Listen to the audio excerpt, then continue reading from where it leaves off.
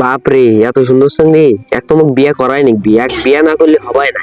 আব্বাক যা আগে মুই কম, আব্বা যদি এক বিয়ে মুখ না বিয়ে দেয় তাহলে মুই সারা জীবন বিয়েই করবে না। ইয়াল্লাই আব্বাক যা কম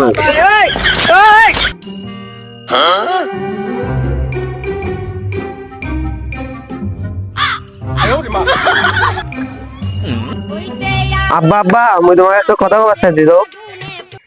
কি কথা খবর চাস তাড়াতাড়ি তো, আমার কাম আছে। আব্বা আব্বা মুই একটা চেংড়ি দেখছো আর মুই এটাকে বিয়ে করি, এটাকে না বিয়ে করালে মুই আর বিয়েই করবে না জীবনে। তুই কি এমন শ্রেণী দেখছিস যে পাগলা হয়ে গেছি? এতে কি বিয়ে করা লাগবি? দেখুন শ্রেণী দেখা তো। আব্বা এই যে এই চেংড়িটা।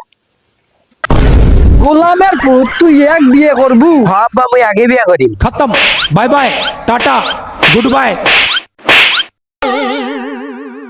কি খবর ভাসতে, তুই মোর এই দাদারা এত ডাঙ্গা দিয়ে কি জন্য? তুমি ভাই সারা জানেন না কাক বিয়ে করবে চাই জানেন? তার মোর নাতি তো খালি বিয়ে করবে চাচ্ছি, তাইতে এটা কি হয়ে গেছে? দেখো মোর নাতি ক্যাঙ্গা চেংড়ি বিয়ে করবে চাচ্ছি, মেয়ে না দেখো। এছাড়া তুমি দেখবে না কাক বিয়ে করবে চাই? এই দেখো, এই জানোয়ারের বাচ্চা বলে এই একে বলে বিয়ে করবি, দেখো। তা দেখো না মুখো না দেখো, মোর নাতি চয়েসটা না দেখো ক্যাঙ্গা। চেংড়ি তো দেখতে ভালো আছে, দেখতে সুন্দর তো চেংড়ি, মাশাআল্লাহ মোর নাতি চয়েস আছে কিন্তু। তা দিয়ে দাও, বিয়ে দিলি তো হয়। সারা তোরা হলে বুঝবে না, তোরা মেক্সিজেন কাক বিয়ে করবে চাচ্ছি এলে লজ্জার কথা কওয়া যাবে না। তোরা এখন যাও, কি হবে মুই পর দেখতিস।